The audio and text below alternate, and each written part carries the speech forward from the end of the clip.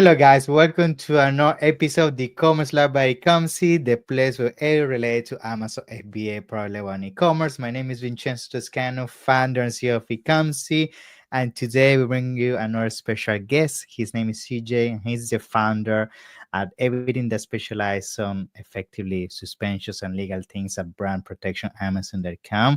This company, I was speaking to CJ, they are the best at what they do, and it's everything that has to do with protecting your business from Amazon, which we know Amazon is always here to try to pretty much take advantage of you. So hopefully on today's conversation we're going to be talking about some of the latest things that have been happening around resellers, or how to make sure you can protect your brand from there, and other things that are happening in the space when it comes to that. So CJ, it's a pleasure to have you on the show. Thank you so much for coming. How you doing? I'm doing great, dude. I'm excited to have this conversation with you. Thank you for having me on the e-commerce lab, and I'm ready to rock and roll and share what I can to help people and companies that are selling products on Amazon, and also those of you who have distribution rights for big brands on Amazon. We help both Love it. sides of the fence.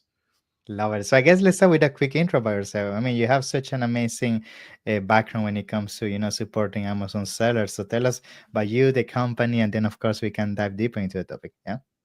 Well, we are the number one firm in the world when it comes to helping individual Amazon sellers, large and small, get your accounts back and get your listings back. That's what the firm was built on, AmazonSellersLawyer.com. And I got the greatest team. I mean, we're the best because of the team behind me. Vin Familaro, Rahul, Farha, my partner, Rob. There's about 30 of us now.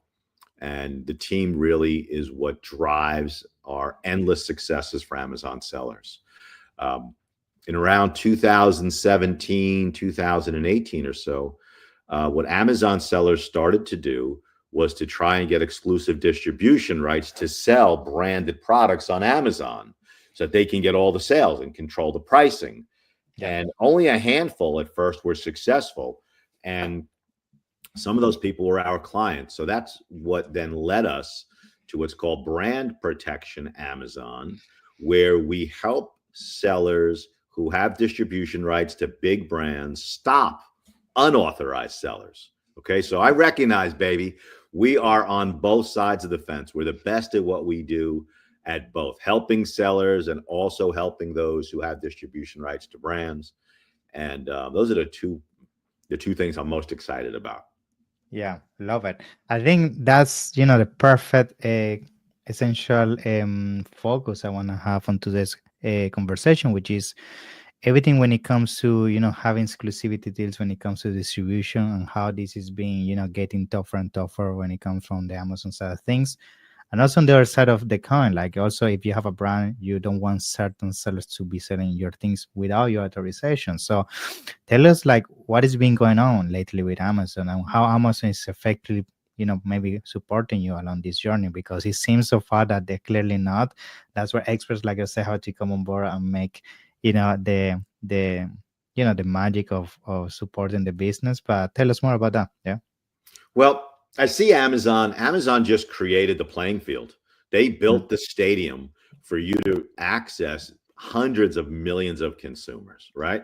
And then it's all about making money. Amazon wants to make as much money as possible, which means charging sellers as much as they can for storage and fees and pay per click and all that stuff. But they built the stadium for you. You would not be competing unless Amazon created this ecosphere. So I think it's not the big bad, Death Star, right? But it's pure analytical, data-driven business. That's what it is. And what's been going on lately is that there's certainly a consolidation as to the number of sellers, and you got to increase your game and get better and more efficient. But I still think it's the number one opportunity in commerce anywhere in the world right now. Agree. So now I think something I've been experiencing a lot, and I'm gonna talk now from the perspective of brands are being suffering in from all these things that you just mentioned, specifically the lack of protection that some of these brands are experiencing on the platform, like having people that without your authorization and effectively selling your product, and you just struggling throughout the means that Amazon provides you to enforce some kind of protection to remove these people effectively from the platform. So I'm sure you're experiencing this with your clients as well, and I'm sure you have also uncovered the best approach when it comes to combat that. So what has been your advice when it comes to people that come to you experiencing that, in the way of the best approach to navigating decision? Yeah. Okay, so it all boils down to, and it's the same information for brands Hmm. as it is for sellers. Okay, it all boils down to this in the United States, right? Do you have the right to sell the brand's products, Hmm. right? Or if you look at the other side, does the brand have the right to stop you from selling its products? And that boils down to a body of law in the United States called the first sale doctrine. First sale doctrine. And the brand's goal is to take the sale of the products outside the first sale doctrine.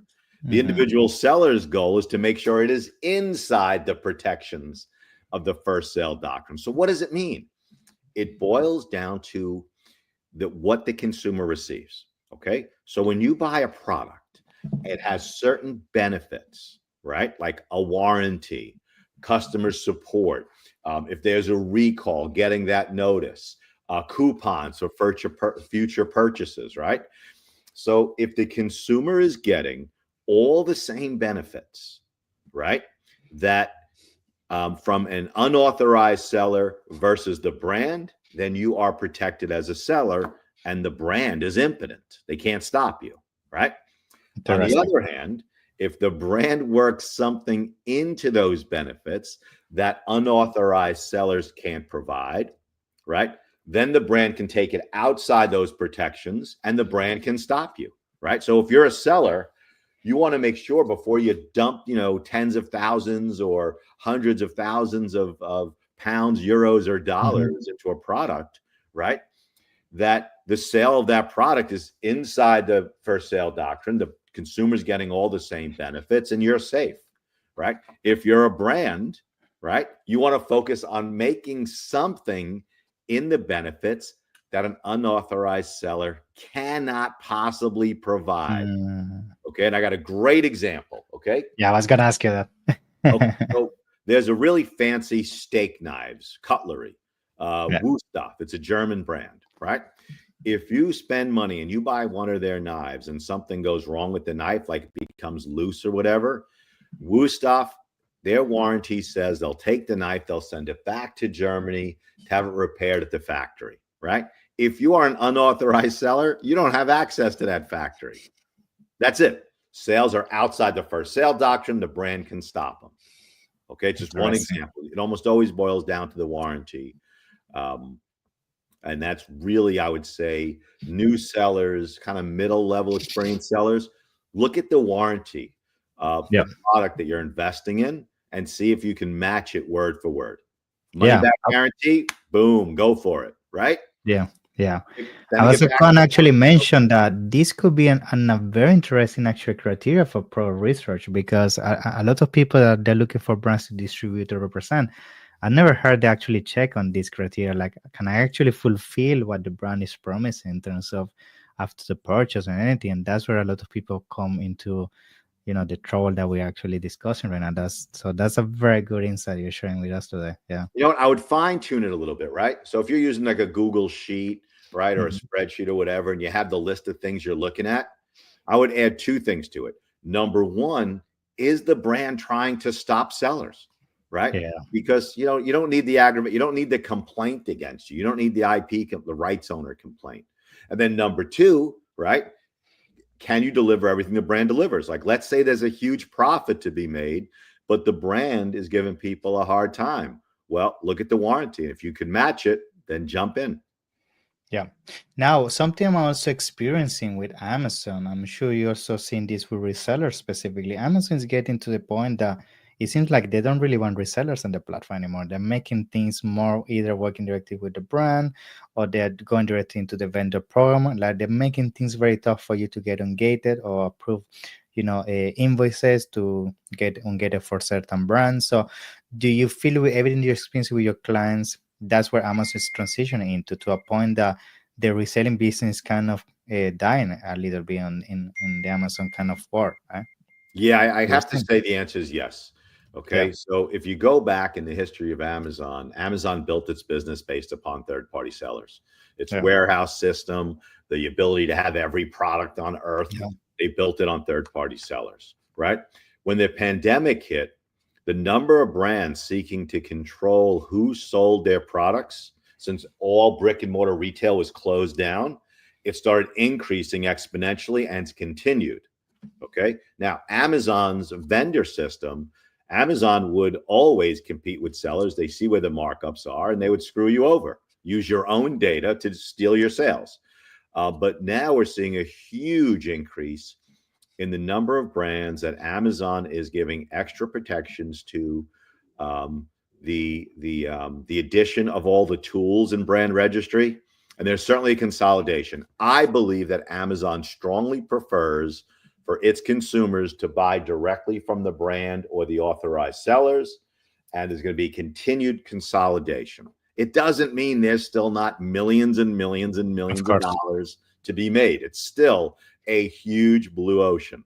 Okay, so I Yeah. still encourage people to sell on Amazon, but just got to be a little bit more careful, a little more thoughtful. Yeah.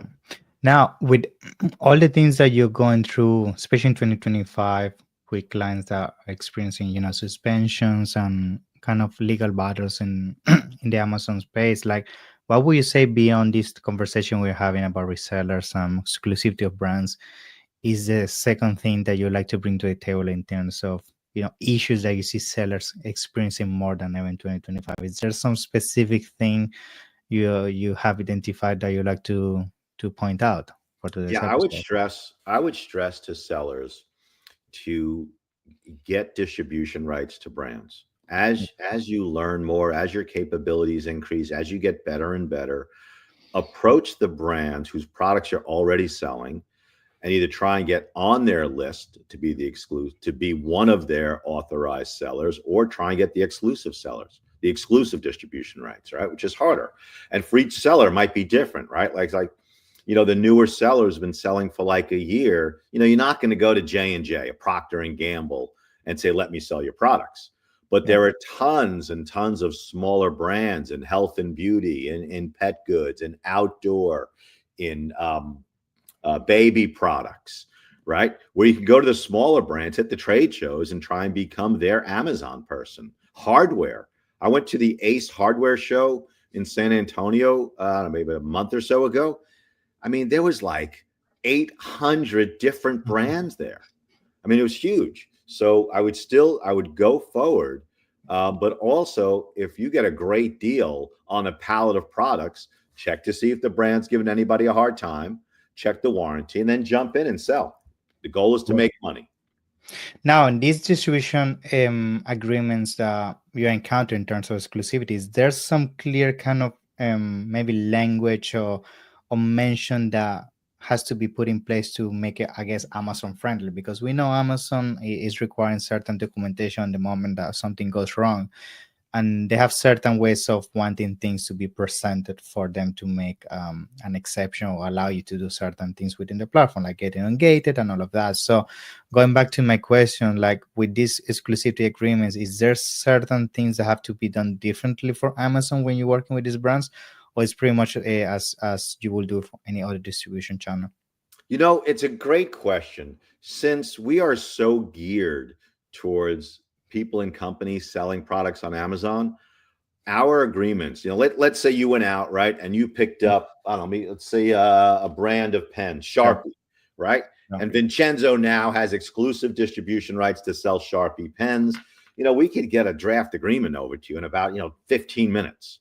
yeah, And our agreement would clearly satisfy what Amazon wants because we kind of built it around that. So if you're doing it yourself or using a lawyer or a law firm who's not so experienced with Amazon, I'd probably say you're making a mistake yeah, because number one, if they make it Amazon compliant, it's going to take them more time, right? yeah. And number two, they might give you something that's not compliant. So if you're in that position and you've now made the deal and you just need the contract, get in touch. At the end, we'll give you the email address and the phone number and the website. But since we've done, I can't even tell you how many of these things. It's Yeah. really a really quick process for us to provide that agreement for you to then get over to the brand. Cool. Now, another thing I want to to bring to the table is, infringements when it comes to, potential patents and trademarks. This is something that's becoming a bigger and bigger issue in Amazon, right? We have a lot of clients that they have a very successful brand, they have a very successful product, and suddenly they encounter themselves people from China copying the product pretty much exactly the same, selling the product on Amazon. And we know that even if sometimes you put them through brand registry or you escalate it, sometimes these sellers just don't get removed. It takes a lot of back and forth, and we know already the deal here. So I guess what I'm trying to get with this is like, how are you handling these things with your clients? Because it seems like Amazon on paper says that they're going to protect you if you have the patent or the trademark, but it's very slow when it comes to taking action, which sometimes translates in thousands of dollars being lost on sales because people is buying all products that resemble the same product that you invented. You came up with a unique branding. So, what is your advice on that? Yeah. Okay, so if your product really is different than what the Chinese are doing to mimic your product, for us, it's very easy to protect your sales and get rid of them. Okay. You have to have the intellectual property rights, and a lot of sellers don't. But if you have them, there's really no reason why there should be any significant problems removing the Mm-hmm. infringers. But that means you have to have the IP rights. Okay. Your product has to be different. Okay. And the people who are having that trouble just don't know what they're doing in terms of handling it. So, Yeah. like, listen, I don't know how to sell products on Amazon. I don't. Okay. I'm not good. Like, I've been to hundreds of trade shows, and the only thing I think that I've picked out that I thought was going to blow up, right, were these bone conduction headsets. So you Right. guys have the ability to pick products. You have the ability to get traffic. You have the ability to create good listings. Um, our expertise, or our not our expertise, I got to use different words for various legal reasons. Our focus is on protecting what you develop, right? So, I don't do my own plumbing repairs. I'm not an electrician. So I hire someone to do that stuff. And that's what your people should be doing. If they're having a significant problem and losing money to infringers, get in touch. Okay. Yeah. We have, and it probably won't continue, but it's been many, many years now, practically 100% success rate protecting your intellectual property rights because you're a brand. Okay, Yeah. so if you're having this issue, get in touch. The second thing you need to be aware of is that if you really don't have an intellectual property right to protect, and a big thing used to be like safety goggles. If you're working with Exactly. tools or woodwork, those plastic goggles that are Mhm. clear, and people would sort of slap their brand on it Yeah. Yeah. and Yeah. think they could stop the other sellers, or the silicone gloves for lifting hot pans. Commodities. If Commodities. it's a commodity, there's nothing you can really do. It's a commodity. Your Yeah. safety glasses, your silicone gloves are no different than the Chinese who are making it better and cheaper than you. And now you got to move on to something else. Yes, yes. Which now brings me to my next question, which is, when it comes to patents, usually people go down the route of design patent because much more easier than a utility patent. But I've been hearing lately that it's not as easy as it used to be when it comes to enforcing it. So just high level, like, is this something you're also experiencing, like when it comes to design patent? Because at the end of the day, people can get very easy around that design patent and just keep selling the same thing as you. So what is your experience with that, for example? All right. So it's been just about 10 years that we've been helping sellers. Okay. Yeah. And the law is the same, and our effectiveness, our efficacy is the same. Okay. So here's the story with design patents: they are much easier to get, they are much faster to get, right? And number three, they are much cheaper to get. Yeah.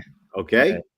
So the way that your competitors are getting around your design patents are by changing the product a little bit. We used to have a huge seller of diaper bags, right?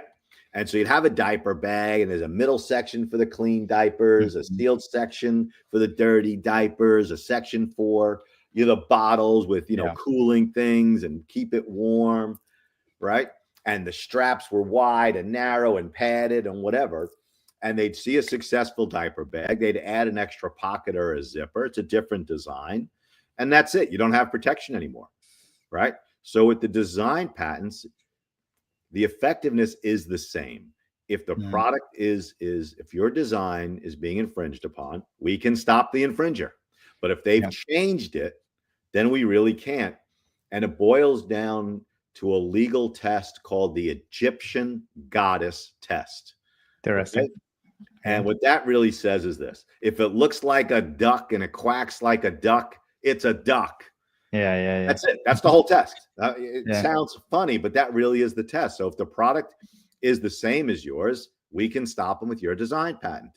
But if they changed it by adding a pocket, a zipper, a pad, making it bigger, smaller, whatever it is, Whatever. then Yeah, your design patent no longer applies. yeah. Okay. But nothing has changed. We are just as effective as we were 10 years ago or about 10 years ago as we are today and tomorrow. Cool. Now, another thing I want to bring to the table: cease and desist letters. This is something that Amazon sellers love because I always have this conversation with sellers. As soon as something goes wrong, they think a cease and desist letter is the solution. They just go into offensive mode, and just try to, hopefully that's gonna make the trick, right? But we both know, especially Chinese sellers, they don't really care about cease and desist letters anymore, right? To some extent, like some of They them know, don't like, care yeah, at come all. and find me, right? Come Zero. and find me. Come and Fucking find me, right? zero. Yeah, yeah. So tell me how now we get around this, because they don't really care about the cease and desist anymore. So what is your experience, and are they actually effective anymore? Like, yeah. Okay. So Eh, it really depends on whether you have the ability to really stop them. Okay. And also, who is sending the letter has a great effect, right? So, Voorhees is a law firm here in the United States. Their office is in Cleveland, Ohio, which is sort of the middle of the country here. And they were sending like hundreds and hundreds and thousands of the same exact 4-page, 8-paragraph letter. And I used to tell sellers to throw them in the garbage, right? mm. And then I get a call from one of the lawyers over there, and he's all upset. What are you doing? Why are you telling them to throw our letters in the garbage? And I was like, well, because you guys don't do anything, right? So then Voorhees, from time to time, will actually start a lawsuit. Okay, it's pretty rare of what they do. So here's what sellers should do: if you receive a C and D, okay, you should analyze it. Almost always, the first 7 claims are all bullshit. Sorry about the profanity here, but I'm an American. Okay. But that last claim in the Voorhees letter that says that you might be interfering with a contract between the brand and an authorized seller, that claim usually has some validity or some merit.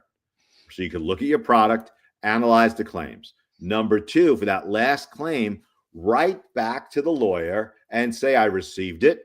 I take it very seriously. Our products are not counterfeit. And I want to see a copy of the contract between the brand and the seller so I can see it with my own eyes. And then see what they send back. Okay. Most of the time they don't. I Yeah, guess. most of the time they send nothing. And if they don't show you that there's a contract, then their claim cannot be enforced. And it's a whole legal thing behind that. That's how you respond. Okay. Now, if you are the person sending the letters, right, make sure you're right. And I would send specifically, you can't sell my branded product for these reasons. Okay. And then identified very clearly. And if you do that, your letters may have some effectiveness. Our letters, we usually run a 70 to 80% effective rate in terms of stopping unauthorized sellers when we reach out to them. Okay. Nice. So we represent Manic Panic, for example. It's Yeah. a hair dye company. The founders are these brilliant, brilliant women who started the company decades ago. When we reach out to a seller and we tell them why they can't sell, they almost always stop selling. Okay. And if they don't, then we make complaints about them. We knock them off. So if you're sending these letters yourself, don't send a bullshit generic letter. Yeah. Identify the legal reason why they can't sell your products, and you'll have more success. Cool. And now, last question I wanted to ask you, and then to come to a closure. This is a problem that I've been hearing more lately for some reason, and I know it's not that a new program, but it's becoming more commonly known, which is Amazon Apex have a program, which is everything to do with patents. So it, just given that you specialize on that side of the field, like, do you have an understanding if this is really a program that people should sometimes pursue, or is not advisable when it comes to patents? Like, what's your recommendation with that? Yeah. It's a great program that Amazon developed. Also, Okay. unfortunately, I'm not even allowed, even though it's all that 30 people that work for me do is focus on Amazon. We're not allowed to call ourselves specialists, but it's what we focus on, Okay. right? So if you have a utility patent, excuse me, the Apex system is really great. It is fast, it is cheap, and it's effective. Okay. Mm, Now, if you are being accused of violating somebody else's utility patent and they file for Apex, right? You do the analysis, and if you're not violating, then you oppose it.